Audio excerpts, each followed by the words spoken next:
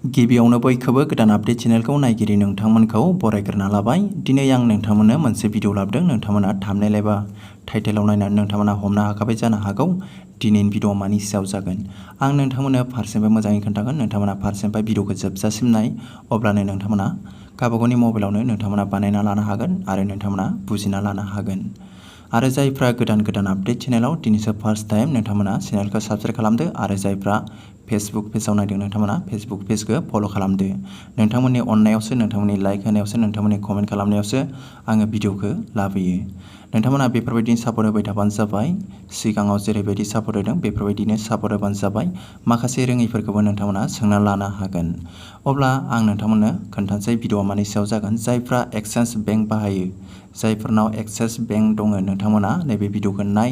आं नोंथांमोननो फारसेनिफ्राय फुल डिटेल्स नोंथांमोननो खोन्थागोन नैबे भिडिअनि गेजेरजों आरो नोंथांमोना मोननो हागोन। अब्ला भिडिअखौ जागायलांसै, नोंथांमोना नायलांबाय थाबानो जाबाय।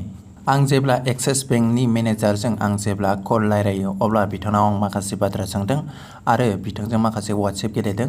आं नोंथांमोननो बेखौनो शेयार खालामगोन। आंनो बिसोरो माखासे लिंक हरदों। बे लिंकआव मा हरदों आं नोंथांमोननो खोन्थागोन। नोंथांमोना भिडिअखौ जोबजासिम नायबानो जाबाय फारसेनिफ्राय।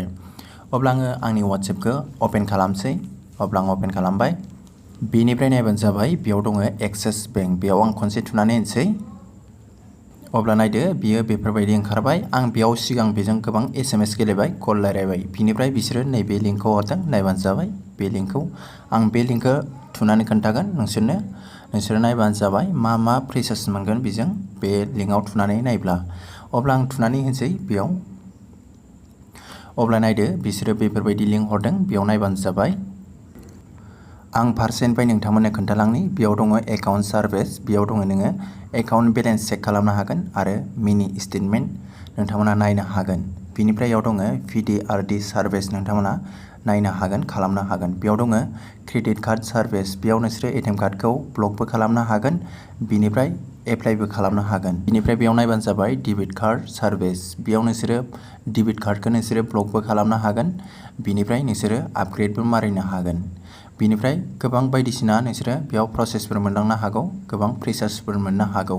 बिनिफ्राय बेयाव दङ प्रफाइल आपडेट। नोंथाङा बेयाव KYC मारिनो हागोन नोंथांनि बेंकनिखौ, जायफोरा एक्सिस बेंक।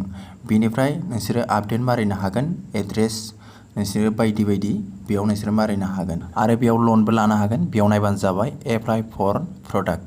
बेयाव दंखायो नै एप्लाइ फर लन। नोंथांमोना क्रेडिट कार्डजों लानो हागोन। बिनिफ्राय बेखौ माबोरै जोङो खालामगोन होननानै बुङोब्ला बेयाव नायबानो जाबाय। बेयाव टिक मार्क होदो। बिनिफ्राय बेयाव सेन्ड नुखादों। सेन्डआव थुनाय लोगो लोगोनो नोंनाव बिनि लिंकआ फैखागोन, डाइरेक्ट नोंनाव फैखागोन दै। बिनिफ्राय नोंसोरो बे लिंकआव थांनानै नोंसोर डाइरेक्ट मोनखागोन। बिनिफ्राय नायबानो जाबाय। नोंसोरो बबेखौ नांगौ बेयाव मोनसे सेलेक्ट खालामबानो जाबाय। बेनिफ्राय आं बेखौ गासैखौबो चेक खालामजोबखाबाय। बिनिफ्राय जायफोरना एक्सिस बेंक, जायफोरनो नैबे लिंकखौ नांगौ, नोंथांमोना आंनि फेसबुक पेजाव थांनानै नोंथांमोना बिहरबानो जाबाय। आं नोंथांमोननो फेसबुक पेजाव हरगोन बे लिंकखौ। जायफ्रा नांगौ नोंथांमोना फेसबुक पेजाव थांनानै नोंथांमोना फेसबुक पेजखौबो नोंथांमोना फल' खालाम आरो लोगोसे नोंथांमोना नैबे लिंकखौ लाबानो जाबाय। जायफोरनो नांगौ, जायफोरना एक्सिस बेंक, नोंथांमोना जायफ्रा ATM कार्डबो एप्लाइ खालामनो नागिरदों, जायफ्रा क्रेडिट कार्डबो एप्लाइ खालामनो नागिरदों, नोंथांमोना बेयावनो लिंक मोनखागोन, गोसोबायदि खालामनो हागोन आरो नोंथांमोना मोननो हागोन। आरो नोंथांमोना लनबो लानो हागोन बे एक्सिस बेंकजों। नोंथांमोना बेफोरबायदिनो खालामना लानो हागोन। जायफोरना एक्सिस बेंक दं, जायफ्रा क्रेडिट कार्ड, बेफोरबायदिनो डेबिट कार्ड नोंथांमोना एप्लाइ खालामनो दं आरो नोंथांमोना गोबां बायदिसिना खामानि मावनो दंबा, एकाउन्ट बेलेन्स चेक खालामनो, मिनि स्टेटमेन्ट लानो गोसोब्ला नोंथांमोना बेफोरबायदिनो लानो हागोन। आंनि फेसबुक पेजाव नोंथांमोना थांदो। आं लिंकखौ डिसक्रिपसनाव होदों। नोंथांमोना गोदान आपडेट फेसबुक पेजाव नोंथांमोना थांनानै नोंथांमोना बेखौ बिहरबानो जाबाय। बिनि लिंकखौ आं नोंथांमोननो हरगोन। आरो जायफ्रा फेसबुक पेज लिंकखौ नोंथांमोना डिसक्रिपसनाव नायनानै नोंथांमोना थुनानै लिंकआव थांनो रोङाखै, अब्ला नोंथांमोना नोंथांनि फेसबुकआव हाबनानै नोंथांमोना गोदान आपडेट बोबानो जाबाय। अब्लानो आंनि पेजआ फैगोन, बे गोदान आपडेट चेनेलनि पेजआ फैगोन। अब्ला नोंथांमोना फल' खालाम आरो नोंथांमोना SMS खालामबानो जाबाय। नोंथांमोना मेसेन्जाराव हरबानो जाबाय लिंकखौ हर होननानै, अब्लानो आं नोंथांमोननो हरगोन।